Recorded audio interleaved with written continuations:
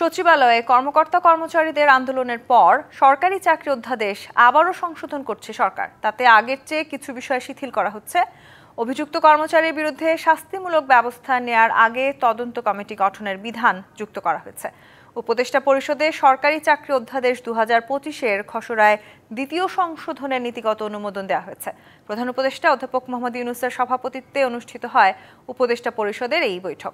সংশোধনীতে অনানুগত্যের শামিল সংক্রান্ত ধারাটি বাদ দেওয়ার সিদ্ধান্ত হয়েছে। এর পরিবর্তে বলা হয়েছে, ঊর্ধ্বতন কর্তৃপক্ষের বৈধ আদেশ অমান্য করেন, আইনসঙ্গত কারণ ছাড়া সরকারের কোনো আদেশ, পরিপত্র ও নির্দেশ অমান্য করেন বা বাস্তবায়ন বাধাগ্রস্ত করেন বা এসব কাজে অন্য সরকারি কর্মচারীকে প্ররোচিত করেন, এসব ক্ষেত্রে ব্যবস্থা নেওয়া হবে। এছাড়া অভিযোগের বিষয়ে নিরপেক্ষ তদন্তের জন্য 3 দিনের মধ্যে 3 সদস্য বিশিষ্ট তদন্ত কমিটি গঠন করার বিষয়ে অধ্যাদেশে অন্তর্ভুক্তির সিদ্ধান্ত হয়েছে। এর আগের সংশোধনীতে অনেকটা নোটিশ দিয়েই শাস্তিমূলক ব্যবস্থার সুযোগ ছিল। এছাড়া অপরাধের ধরনেও কিছু পরিবর্তন আনা হয়েছে।